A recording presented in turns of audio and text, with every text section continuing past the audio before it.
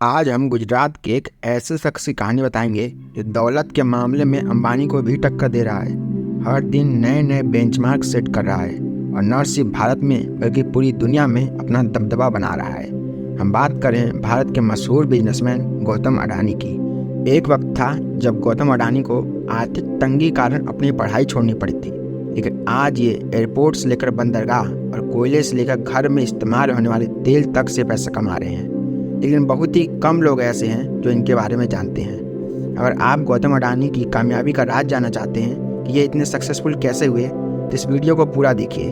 Video पसंद आए तो वीडियो को लाइक कर दीजिएगा। गौतम अडानी यूँ तो रिलायंस इंडस्ट्री के संस्थापक धीरू भाई अंबानी की ही तरह पहली पीढ़ी के बिजनेसमैन हैं, लेकिन आज उनकी नेटवर्थ बाकी उद्योगपतियों से कई ज़्यादा है, क्योंकि एक डायलॉग जो गौतम अडानी ने सिद्ध किया है, कोई भी धंधा छोटा या बड़ा नहीं होता और धंधे से बड़ा कोई भी धर्म नहीं होता। अब हम ऐसा इसलिए कह रहे हैं क्योंकि समय के साथ अडानी को जो भी धंधा मिला उन्होंने उसे पूरे मन से किया और सक्सेस पाते चले गए, लेकिन उनके फर्श से अर्श तक पहुंचने तक का सफ़र काफ़ी कठिनाइयों से भरा हुआ है। इनका जन्म 1962 में अहमदाबाद के एक आर्थिक रूप से कमज़ोर परिवार में हुआ। इनके पिता का एक छोटा सा काम था, लेकिन कुछ खास चल नहीं रहा था। ऐसे में वक्त के साथ आर्थिक हालात और बिगड़ते चले गए, जिसकी वजह से गौतम अडानी को अपनी पढ़ाई को बीच में ही छोड़ना पड़ा और काम के लिए हाथ पैर मारना पड़ा। इसी बीच वह बड़ी उम्मीदें लेकर कम उम्र में ही मुंबई आ गए।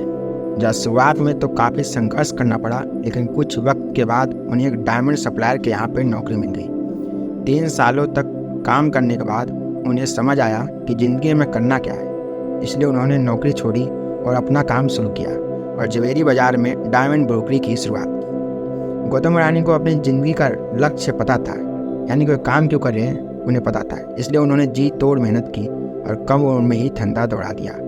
लेकिन उनकी किस्मत चमकी 1981 से, जब उनके बड़े भाई ने उन्हें अहमदाबाद बुलाया। दरअसल इनके भाई ने सामानों को लपेटने वाले प्लास्टिक की एक कंपनी खरीदी, मगर वो चल नहीं रही थी, क्योंकि जो कच्चा माल चाहिए था वह ज़रूरत के हिसाब से मिल नहीं पा रहा था।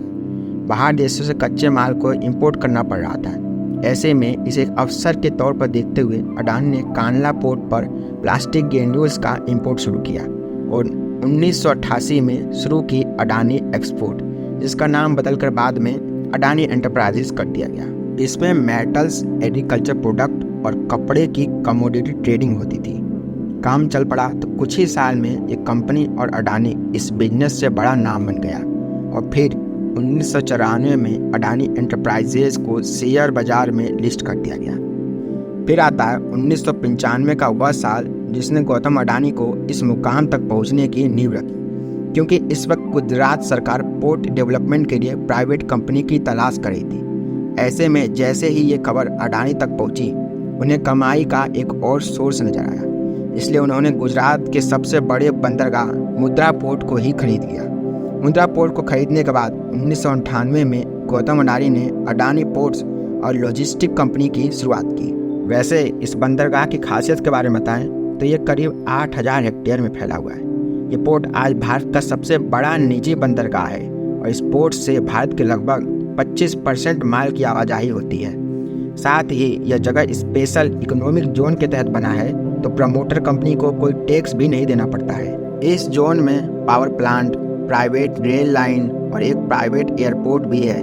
वैसे यहाँ गौर करने वाली बात है कि आज अडानी समूह देश के प्रमुख इंफ्रास्ट्रक्चर ग्रुप में से एक है।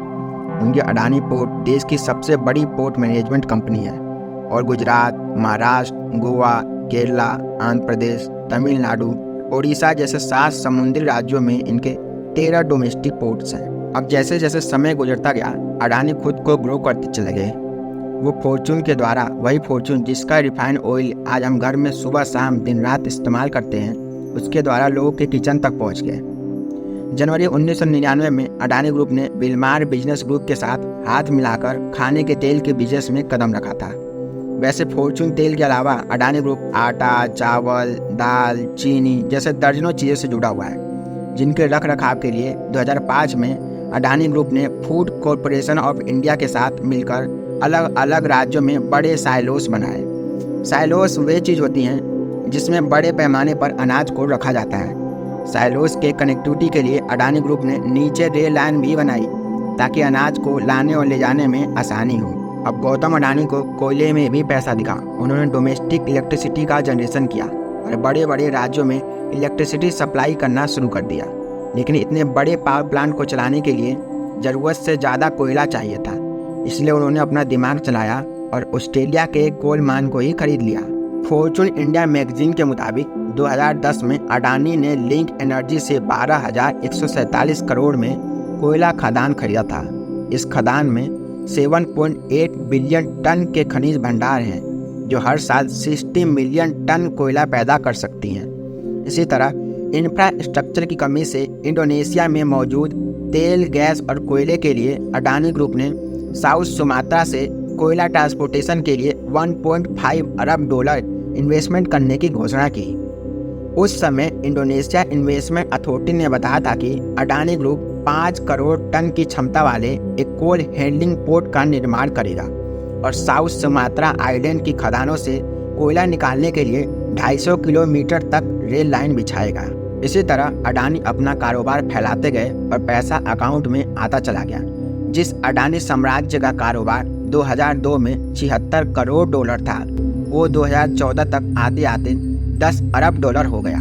साथ ही वक्त की ज़रूरत को देखते हुए अडानी ग्रुप ने नेचुरल गैस के क्षेत्र में भी बिजनेस को बढ़ाया और 2017 में सोलर पीवी पैनल बनाना शुरू किए। उधर बंदरगाह और निजी रेल लाइन के बाद अडानी ने एयरपोर्ट की तरफ उड़ान भरी और 2019 में अहमदाबाद, लखनऊ, मंगलोर, जयपुर, गुवाहाटी और त्रिवेंद्रपुरम जैसे 6 हवाई अड्डों के मॉडर्नाइजेशन और ऑपरेशन की जिम्मेदारी उठा ली। अब अगले 50 सालों तक अडानी ग्रुप इन एयरपोर्ट्स का ऑपरेशन, मैनेजमेंट और डेवलपमेंट संभालेगा। वहीं मुंबई इंटरनेशनल एयरपोर्ट लिमिटेड में भी अडानी ग्रुप के पास 74% की हिस्सेदारी है और ये बताने की ज़रूरत नहीं है कि भारत में मुंबई एयरपोर्ट दिल्ली के बाद देश का सबसे बड़ा एयरपोर्ट है। वैसे जिस तरह सुंदर आकार लेने से पहले सोने को खूब तपाया जाता है, ठीक उसी तरह गौतम अडानी को भी जीवन में कई तरह का ताप झेलना पड़ा। उनका सामना कई तरह के विवादों से हुआ, लेकिन उन्होंने सबको पार किया और एक सबसे अलग मुकाम हासिल किया, जिसका नतीजा है कि आज गौतम अडानी का कारोबार पूरी दुनिया में फैला हुआ है। मैं उम्मीद करता हूँ कि गौतम अडानी की यह सक्सेस स्टोरी आपको ज़रूर पसंद आई होगी और वीडियो पसंद आई हो तो वीडियो को लाइक करें, शेयर करें और कमेंट में ज़रूर बताएं कि वीडियो कैसी लगी। मिलते हैं किसी नेक्स्ट वीडियो में। जय हिंद।